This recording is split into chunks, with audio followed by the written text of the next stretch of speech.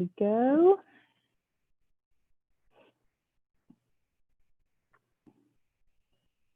All right, so welcome again, everyone. We're so glad that you are joining us today. We wanted to do this series because we know that many of you were sort of thrown into the whole digital world last March when the world started to go crazy, and the world is still going crazy and you might need a little bit of help. So we wanted to give you some tips and tricks and easy things that you can do to make your Google lives a little bit easier right now. I wanted to introduce ourselves. I am Nancy Watson, the smiley one on the right there. Catherine Laster is with me today, and Misty Trevino is another member of our team, and she may be to help with the chat in just a minute. All week long, we are talking about different Google products, and it came to my attention a couple of days ago that we throw these terms around like Google Tools and Google Apps and G Suite. When we say any of those things, we're talking about the same thing. So sometimes I might say Google Apps. Sometimes I might say G Suite products. Sometimes I might say Google Tools, but that's all the same thing for purposes of this particular webinar series. And today we're especially going to be focusing on Google Docs and Google Slides. That's the icons that you see there. And the format for our webinars this week is kind of a show and tell on our part. There are lots of you joining us today, I believe. And so sometimes we try to be very interactive and we have breakout rooms, but this is going to be pretty much a demonstration of different Google tools. And all week, that's what you'll see. So we encourage you, if you have questions, to type them in the chat. And if you see a question and you know the answer, go ahead and jump on in there and answer it. Catherine will be answering questions as well, but sometimes the chat goes by pretty fast. Catherine will also interrupt me if there is a certain question that I need to address before I move on, and I'll be doing the same for her a little bit later in this session. And finally, we would encourage you to just have something nearby where you can jot down any questions that you have, or if you want to come back to something later and you want to be sure to remember, you're welcome, of course, to minimize the screen that you're looking at right now and try to kind of play along with us, but we're not really building in that time. So if you are tech terrific, you might try to multitask and watch and do at the same time. But if you are maybe a little bit this side of tech terrific, you might want to just watch and then go back later and you'll be able to watch the webinar again, and you can rewind it or go right to the place in the webinar where you would like to have more information. We have let me go back, that web address right there, the bit.ly/Google@R10 webinars, that is our playlist, and we have already posted the webinar that we did yesterday, and we will be posting all of our webinars to that playlist this week. So that's where you can go back, and if you missed us yesterday, you can watch the webinar recording. Catherine was so smart that she went in last night, and when you go to the recording, you'll see that there's some words down below as a description, and then the option to show more. So Catherine was able to go in and she put chapter links. So if there is something that you want specifically to know about, and you just want to jump directly to that section, you don't have to listen to the entire webinar. So maybe you just want to skip right to naming conventions for folders. You could just click right on that time, the timestamp on the video, okay? So I think we're going to talk about that later. So I'm going to go ahead and jump over here to my drive, and I'm going to be talking to you about docs today. I started a doc, and one of the reasons that I started a doc was so that I would remember what I wanted to talk to you about. But another reason is it's going to help me demonstrate how to do certain things. So the first thing I wanted is to make sure that everyone knows how to start a new Google Doc. The way that I started my doc is I went to New and then clicked on Google Docs. But there's at least 2 other ways that you can start a Google Doc. One of them is by opening a new tab, and then you can come over here to what we call the waffle and see if you can find the symbol for Google Docs. My Google Docs is right down here. I might want that one up a little bit farther so it's easier to get to and more convenient. I might want to move that maybe up here. So you can click and drag those icons. I could click that icon right there to start a new Google Doc. But here's a nice little trick that a lot of people don't know. You will look like a genius if you share this with your friends, okay? So I'm going to go to the Omnibox. That's a term that Catherine taught you yesterday. And I'm going to type in docs.new. And when I click enter, there's my new document. So it's docs.new or doc.new. And you can do that with any of the Google products. You can do it with slides.new or sheets.new. So that's just a nice little time saver, keeps you from going to your drive, keeps you from having to go to the waffle. That's usually kind of a crowd pleaser. So hope you like that one. All right, so I just showed you a couple of ways to start a new doc. So I am going to go ahead and use the strike through tool to say that I've done that. And this is how we're going to keep track of what we're doing today. How and why to name a doc is going to be up here. I can click in this area, and you'll see that when I hover in that untitled document area, it says rename. So I am going to call this, you'll notice that if I don't type anything, it is taking these words from the title that I have down here, the first words that I have on my screen. So today I'm going to call this Google Docs Tips, okay? The reason that I want to go ahead and name that before I get too far along is when I go to share this doc, Google will want me to have a title for the file. So I always try to remember to do that first so that Google doesn't have to tell me how to do that. All right, so we'll go here to Format, Text, and Strike Through. Okay, I know that we probably have some secondary people and some elementary people in our audience today. Secondary, I don't know that this is a conversation that applies to you personally, but I will say that oftentimes secondary folks are less excited about the fun fonts than elementary. But if you're an elementary person, I know you're going to like this part. So I'm going to go to Arial right here. This is the font that is the default font in Google Docs. And I am going to click the little drop-down menu. You can see that I've already installed quite a number of fonts here. These are not all the default ones, but I'm going to click More Fonts.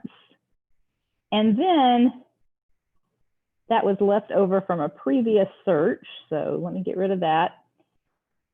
The first section that comes up is to sort by popularity. So these are all the most popular fonts that are happening right now. But if you want the really, really cool fonts, you're going to come down here to trending. These are the ones that are maybe new and maybe ones that you haven't seen quite as much. There are some really lovely fonts in here. And this is completely different from Microsoft in that if you use a font in Google and you share your Google Doc, then the person on the receiving end sees that font. You don't have to assume that that person has to have the font loaded on their computer as well. So this is a font that I liked a lot when I saw it the other day. So I'm going to go ahead and select B Vietnam. I have no idea where they got the names for these fonts. I've always thought that Google Font Namer would be a fun title, a job title to have. I'm just going to pick that one right now, and I will say, okay. All right. So that is how we add fun new fonts. And again, I went to Arial and then more fonts. And I can tell you that you could spend a really long time looking through all of those fonts. So, and I know that from experience. So I'll go ahead and cross this one out. Okay. Catherine taught me this trick the other day, and I was so excited because it's annoying to me that every time I come in and I start a new doc, I have to change everything from Arial. I don't have anything against Arial, but it is kind of a boring font. So if I want a different font, what I'm going to do is I'm going to press Control A, and that selects everything. If you're on a Mac, you can do Command A, and that A is for all. And I'm going to go to my recent fonts here, and I'll just say this B Vietnam is going to be my new default font. So I've just changed everything. You can see that the font title has changed here. Now I need to do two more things, okay? The first of those things is this right here. I'm going to go to normal text right here, and I am going to select update normal text to match. And I do have to have something selected in order for this to match it to. So that's step one. And then I am going to go to step two, which is to go to options and then select save as my default styles. Now, with any luck, that means when I go to a new Google Doc now, which I will do by clicking on the waffle, hopefully we're going to see in the new doc that I don't need to take a tour. Thank you. I'm giving a tour right now, as it turns out. Hopefully we'll see that B Vietnam is now my default font for any new documents. So hopefully that one is another crowd pleaser too. All right, so I will cross all of that stuff out. Now, changing the background color and margins of your doc is something that is a little bit tricky and not very obvious. And I was years into my Google life before I realized that you could do this. It's not really where you think it would be. If you're in slides, you can just right click and select a new background. You can do that if you're in Google Drawing, but in Google Docs, you need to come to File and then scroll all the way down to Page Setup. Now, you'll notice that I can change the orientation of my document from portrait to landscape. For today, I'm going to leave it there. I'm going to change my margins so that I've got a little bit more space all around the edges of my document. And then I'm going to come over here to Page Color. And I will say that today, my favorite color is going to be this nice light blue color. And you can see in the background, it doesn't change it quite yet like you might be used to, but when I click OK, now I have a blue background for my page. Okay, so we'll cross that one off. And again, that was from File and Page Setup down here at the bottom. All right, let me cross that one out.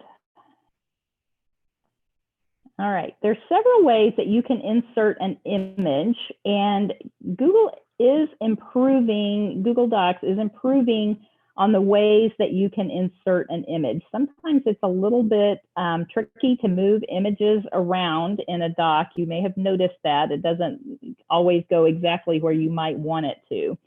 But let me show you some ways that you can insert an image.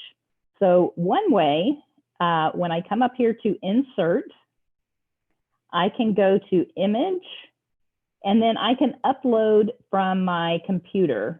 And that is a way that is pretty similar to everything else that everywhere else you've ever inserted an image before. So I would click here, and I would browse, and hopefully I won't have anything that is something I don't want you to see here, but I would browse to my image, and then I could insert that image. Okay. Another way that I can do it that is super nice is I can search the web. And when I search the web, the searches that I get are, if you can see that there typically are copyright friendly images. So I will type in German Shepherd because I have one, and even though he drives me crazy, he's kind of my buddy. So I'll just say that one looks like a nice German Shepherd. I will click you, and I will insert. So I can click that, or I can just click him and drag him over here. And he's really big there. So I am going to make him a lot smaller and grab these handles. While I am here talking about the handles, when we say handles on an image, we're talking about these little square dots that are around the corners and the sides. And I want to encourage you to always use the corner to resize your image, because if you use these on the left or the right, you're going to stretch the image out and then it won't look right. Okay. So after I've done that, I can click on this guy right there to wrap the text, and then I can maybe drag him around a little bit better than I could have before. So it comes in automatically with this inline text, but when I click on it, then I also see this option to wrap the text. Okay, now he's adorable, but I am going to get rid of him right now. So bye, doggy. One last way to insert an image, and this is a great thing to do if you've got students who want to show you their work. They can take a picture of themselves if their device has a camera. So I'm going to go ahead and activate my camera. I have to allow the camera, and it says no camera selected. So we will move on from that right now. So I thought I had, okay, never mind. You get the idea. For some reason, my camera is not enabled in this account, but that is something that you could do if you wanted to. And remember that you could have your students hold up work and take a picture of themselves or take a picture of their work, and that would be a way that they could insert it into their document. I'll demo that in slides so they can okay, hang perfect. on. Yeah. Perfect. Thanks. Okay, so the next one is how to insert a table. And I put that this is great for specifying where to type. So I'm going to go ahead and do a question here. So maybe I would say, what is the capital of Romania and answer below. Okay, then I can come up here and insert a single cell table. And then the very nice thing is I can fill this table with white, and then it makes it very obvious where the student would type their answer. So if that is helpful to you, we use a lot of these single cell tables. And I do want to call your attention to the fact that I'm seeing this little paint bucket here because my cursor is in the table. Sometimes it's frustrating if you are up here and you want to color in your table, but it's not letting you, you're not seeing the paint bucket up here. You do have to click inside the table in order to see the paint bucket. I could also choose a different border color and a border thickness right there. So we'll cross this one out. Now, the next one is one of my favorites, and this is how to do voice typing. So what I'm going to do right now is insert another table, and I will make this table white as well. And you'll see that my cursor is flashing in that table. So I'm going to go to Tools and then Voice Typing. It's going to give me this prompt to click to speak. And the first time I have to say that I'm going to allow my microphone. You won't see allow your microphone after you've done it one time. But now that my microphone has been activated, look, Ma, no hands, I'm not typing. Because I have activated the voice typing is doing all the work for me, period. New line, Catherine, comma, how are people liking this one, question mark. We just had a question, well, fonts and all background colors, good feedback from some people that were very excited and applause, and so nice feedback there. But a recent question was about iPads. Does the voice typing work on iPads? So for an iPad, if you're using the Google Docs app on your iPad, and I wouldn't try to do this in Safari, I would definitely say you need to use the Google Docs app. You would use the microphone that is associated with the keyboard on the Google Doc app. So when you activate the keyboard, you should see the microphone right there, just like you would see a microphone anytime you activate the keyboard. So that should work there. And can you demo one more time where you get the voice typing? You bet. So the voice typing is an option under Tools.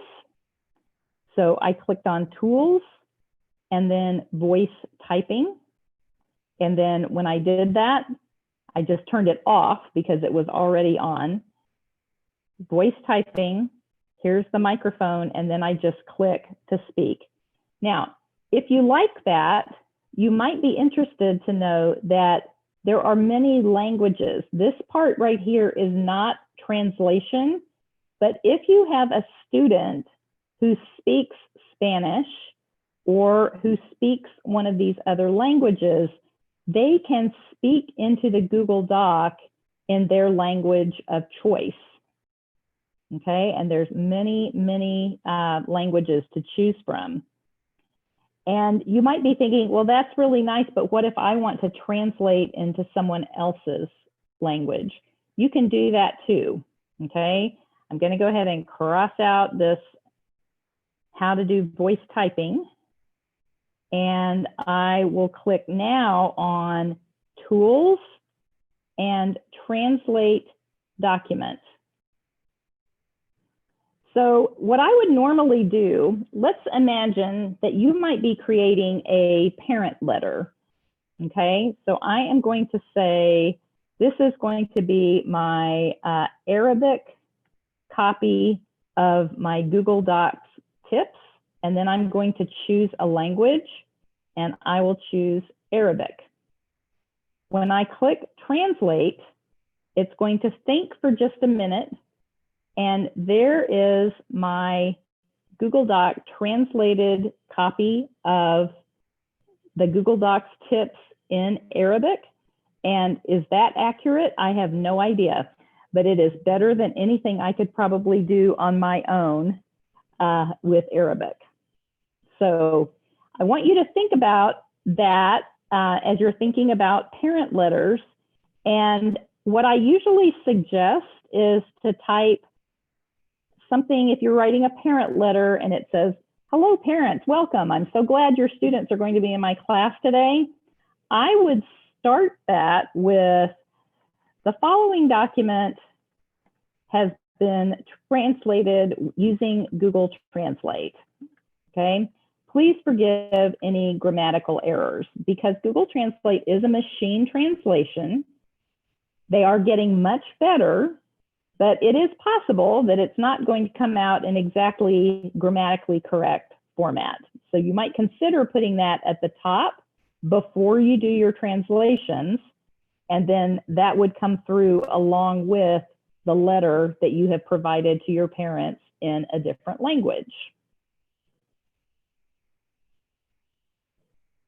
Okay, so I'll cross this one out. Many people are still very attached to their Word docs, or maybe you need this as a Word doc or a PDF for some reason. So after you have created your doc, you can click File and Download, and then you can choose to download this document as a Word doc or as a PDF doc. I want to make sure that you understand that once you have downloaded it as a Word doc,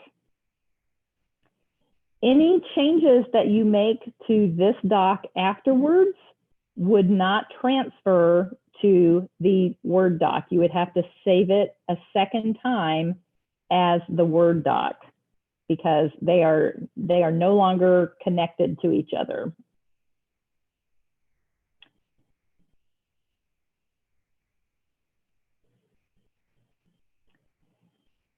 Now, there's a few different ways that you can share this document, and I want to show you what those ways are. I did this a little bit yesterday in the Drive class, but I want to call your attention to the fact that right now when I hover over this share button, it does say private to only me.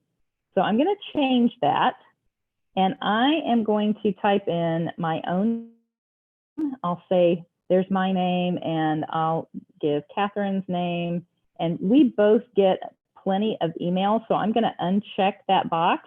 If I did have that checked, then I could type a little email message and say, "Hey, this is that doc I did on the webinar the other day," but I'm not going to flood our inboxes. Now, you'll notice that I can make both of us editors, commenters, or viewers. Right now, we are both, this is being shared with both of us as an editor, but I can change that. After I click share, I might even change my name about, oh, you know what? I really wanted Catherine to be able to do more than just look at this document. Maybe I want Catherine to be able to comment on the document. So I can give different levels of sharing to different people depending on what you might need for each of those people to do. Now, while I am here, down here at the bottom, if you are in a school, your restricted settings will probably say only people at your school domain, whatever that is, Sherman ISD or Quinlan ISD, whatever those email addresses end in, it might say that here, but I can change that to anyone with the link. And that's what you're going to need to do when you go to share a doc with your parents, because chances are, if your parents cannot see the doc, if it's asking them to log in, it's because this setting is still set to anyone at your school with the link instead of anyone in the universe with the link. And please make sure, if you're sharing with parents, that the parents only have viewer rights. You don't want anyone to be changing your document around or commenting, because everyone who sees it would be able to see those comments. All right. And then yesterday, briefly, Catherine talked about checking those sharing settings by going to the incognito window. An incognito window is does not track your browser history. So we use it for testing links sometimes, but I also heard someone one time tell me that she and her husband shared a computer and she wanted to do some birthday shopping for him and she didn't want him to know what she was looking for. So she used an incognito window for that. So when you click incognito window, you'll get a completely new instance of Chrome, and then you would be able to test your link in there. Okay, so here is the most awesome teacher ever. You've made your document. You're looking forward to working with your student this year, and I hope that that has given you some ideas for ways that you can format your document and share it. And I'm going to turn it over to Catherine now.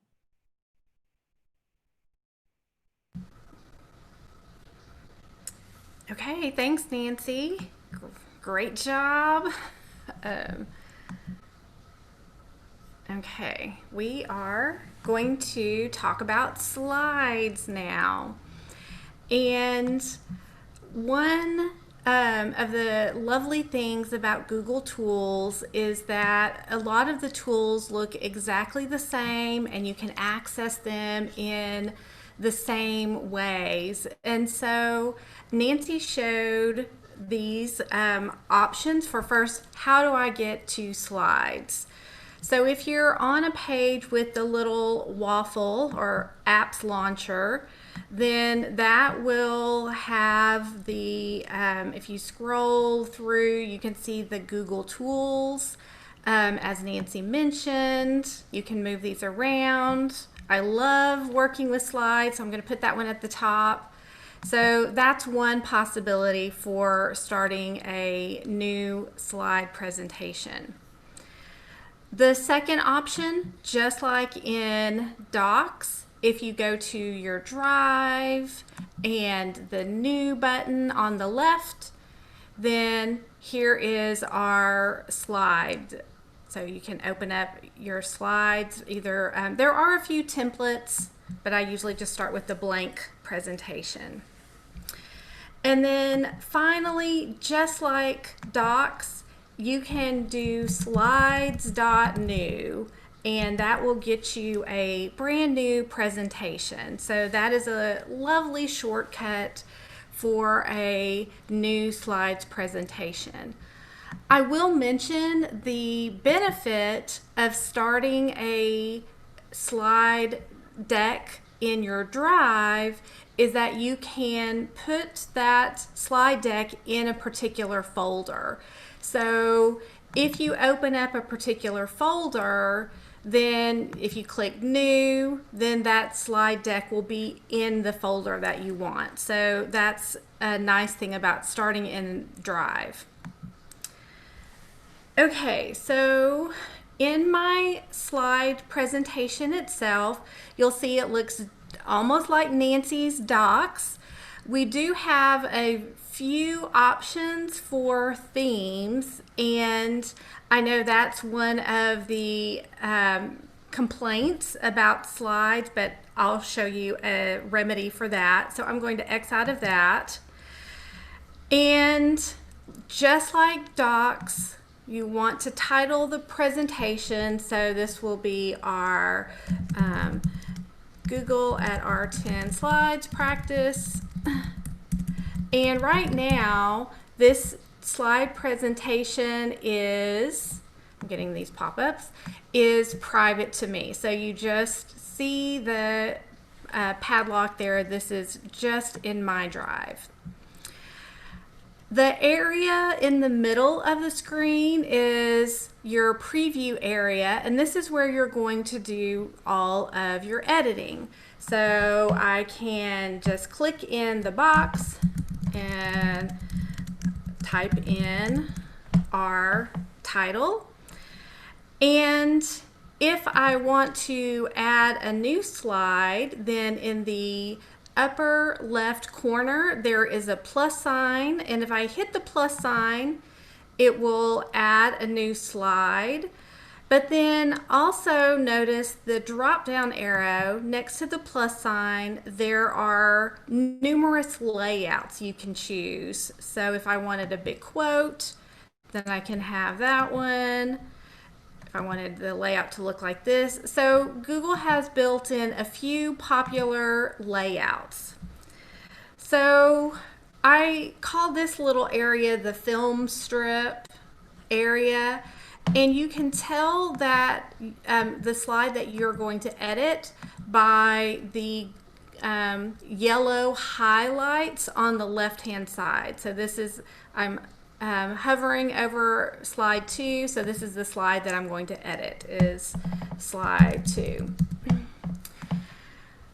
Okay, so while I'm looking at these different slides, I'll also show you at the bottom left of the screen, I have the Filmstrip view, and then I also have the grid view. So if you want to rearrange the order of slides, then that is an option. Okay, so I'm going to start with the file menu, and again, like Nancy, just show you a few of my favorite features here with slides. And you can have a new Google Doc from here as well. You can make a copy, download as a PowerPoint, those kinds of things. But one of the ones that I wanted to show you, and it's just like Nancy said, the page setup. So the default setup is widescreen, and if you're doing a presentation like in a webinar, then the 16:9 is good. You can change it to the smaller ones, but I want to direct you to the custom size.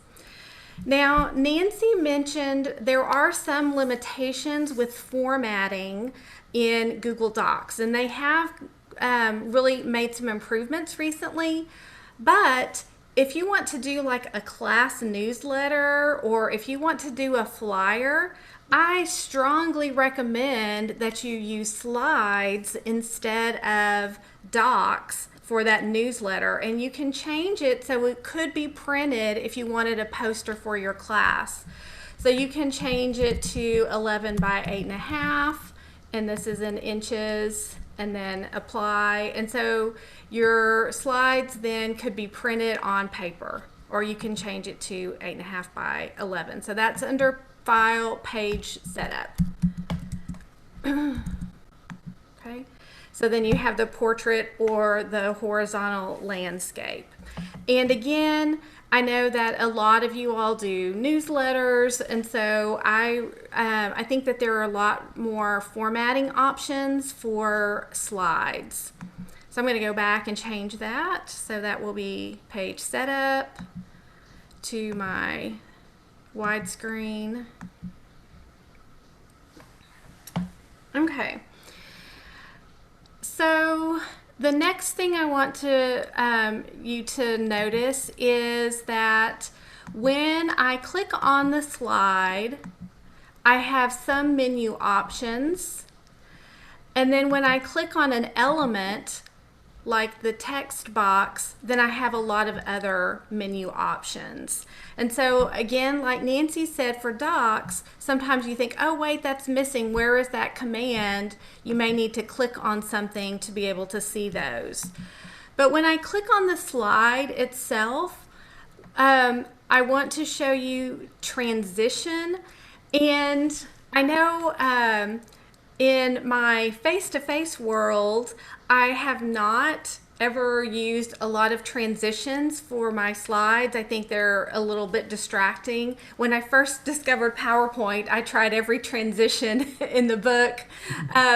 But if you are in the webinar live now, then you may want to not have as much text on the screen, and you may want those transitions. So this has become an important feature for us.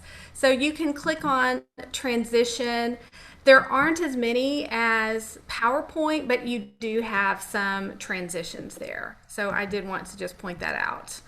The slide it calls it transition, but if you want the text to fade in, that's animation. And so I think Google calls it 3 different things in here: animation, motion, and transition. So it's pretty much the same thing. Okay, like Nancy pointed out, it defaults to Arial, which we probably want to change that, and I have some different fonts loaded, but that looks just like Google Docs. So that's a comfort that it's very similar. So we can have this, we can change the size, and let's see, so Nancy and Catherine's are happy.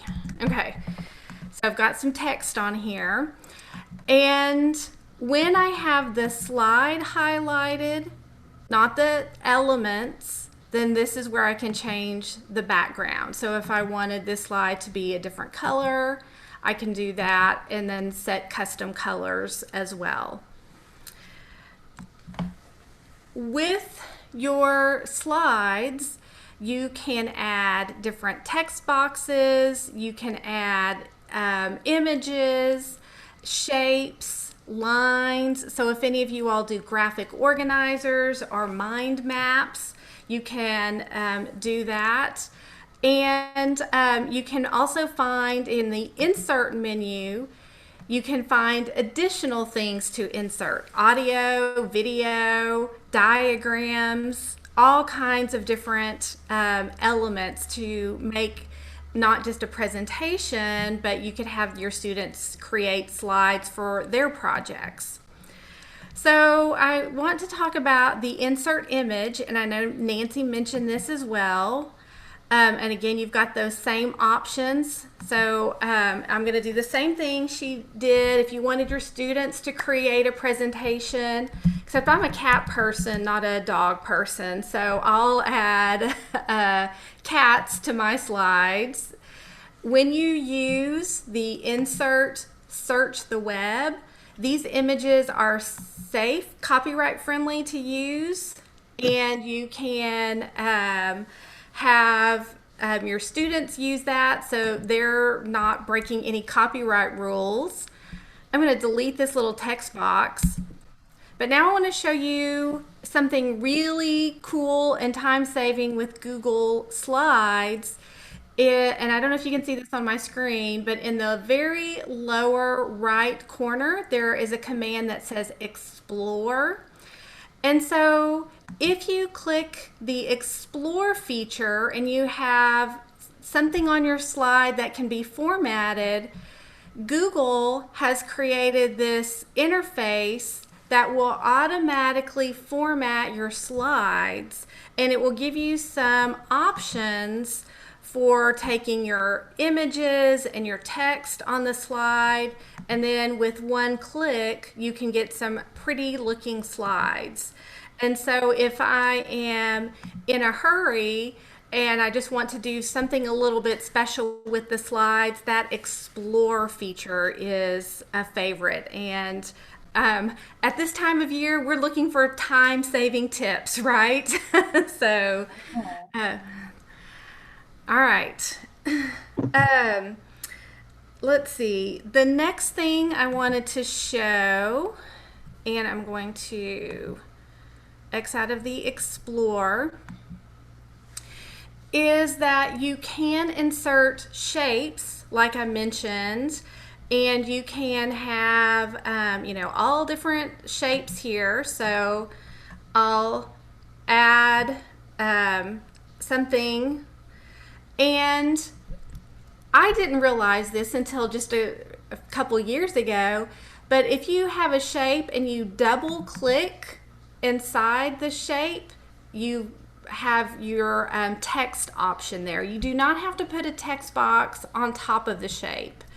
So if I have welcome to our webinar here, then I can then format everything inside that shape. So I can change the size, I can change the alignment, I can change bold, and I can also change, again, this has to be highlighted. I can change the fill color, the border, so I have all of those formatting features.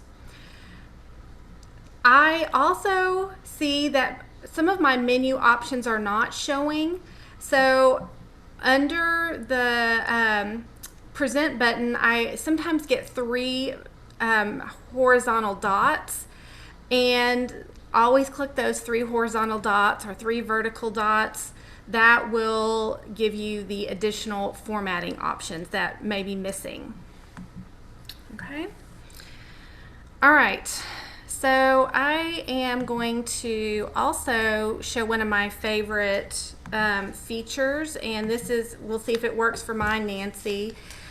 Under Insert or Insert with the icon, Insert Camera.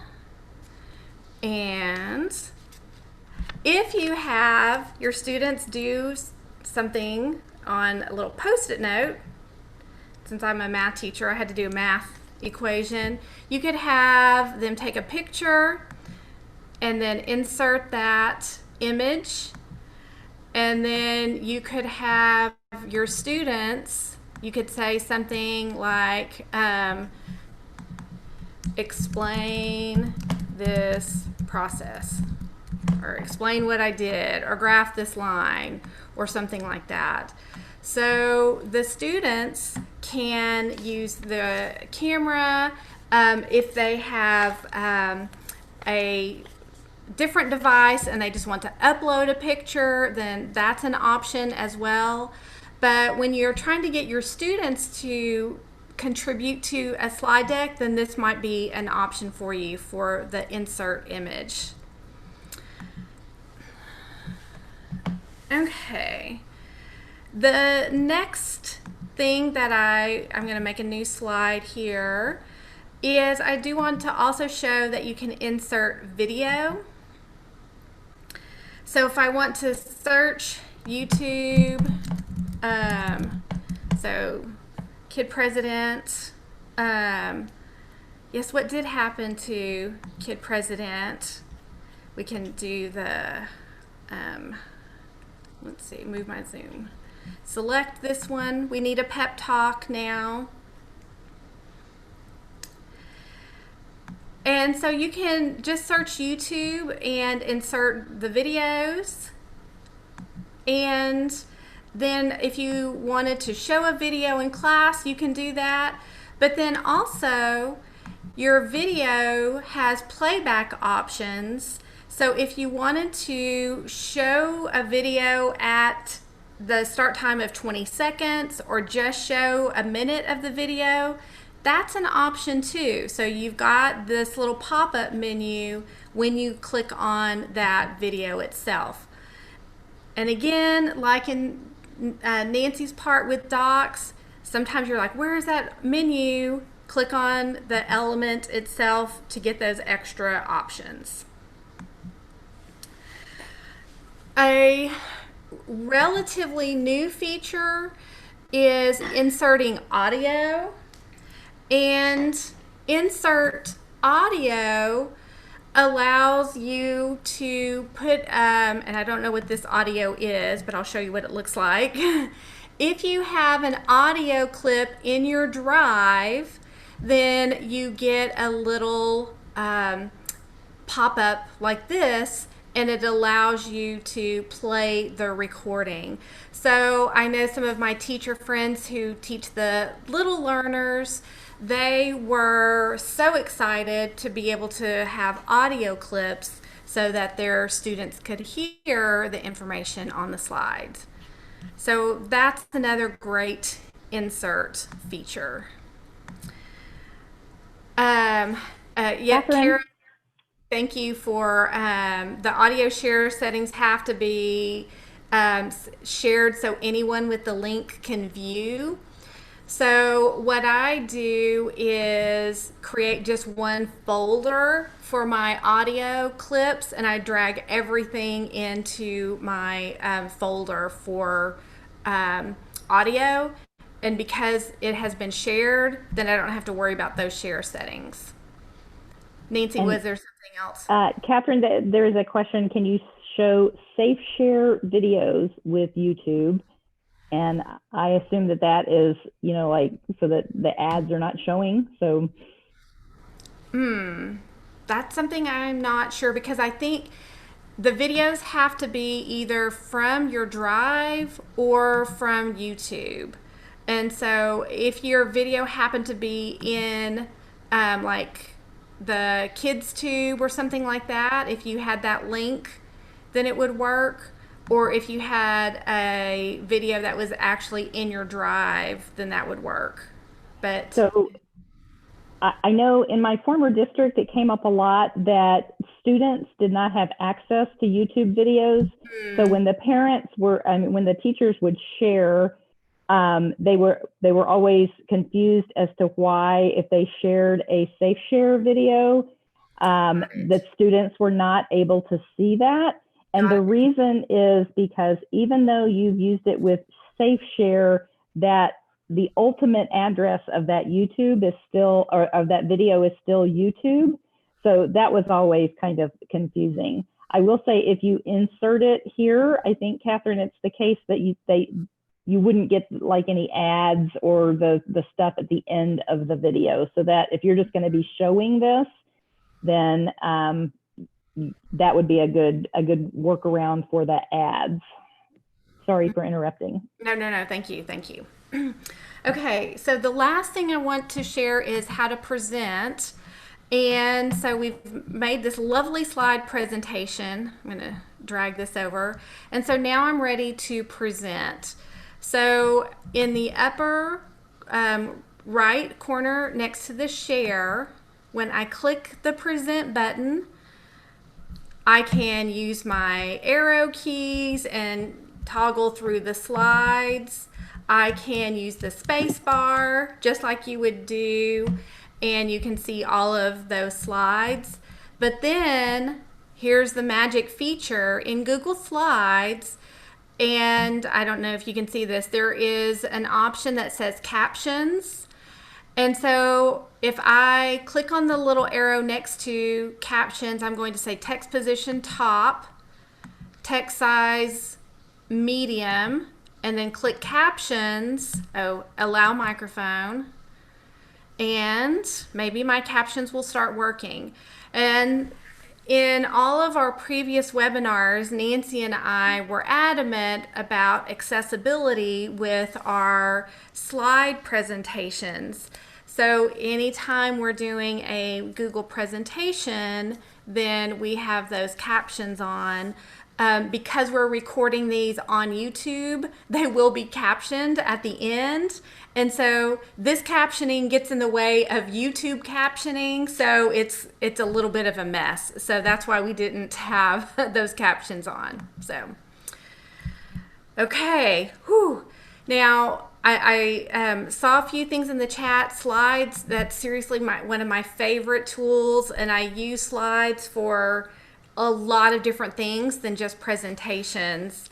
And so I've done this summer quite a few presentations just on Google Slides. So we could talk all day about slides, but that's going to do it for us. Were there any last questions, Nancy? Or Any other comments? I'm not seeing anybody. I think everyone seems to be happy so far. So Okay, all right. So we'll put this back up.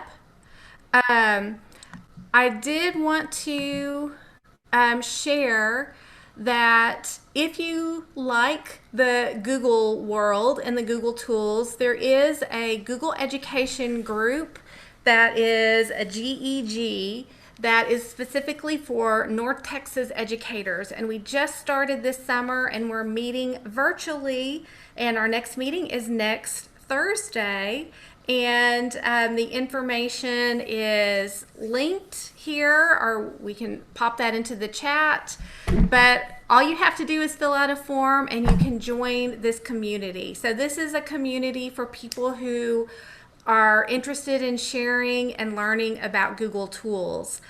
Our meeting next Thursday is we're talking about expanding empathy. So we think that's going to be extremely important for back to school, and we will then follow up with and what Google tools can help us with our journey of expanding empathy. So finally, thank you so much for being here today and for giving your time, and we hope this is valuable.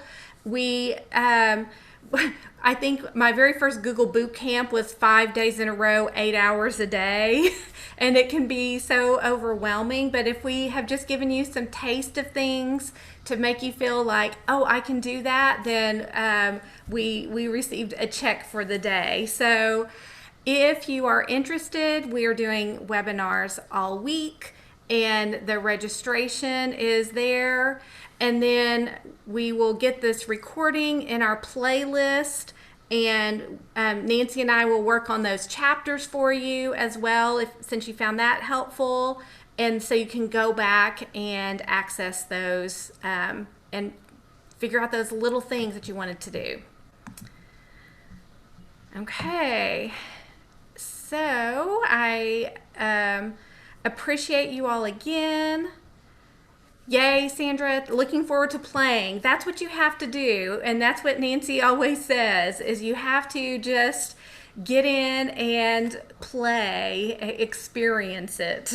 So, and Nancy also says you can't break the Google. You can always undo. So don't worry if you are trying something and it doesn't look right. It's okay. You're not going to break anything. Okay, so I am going to stop sharing, and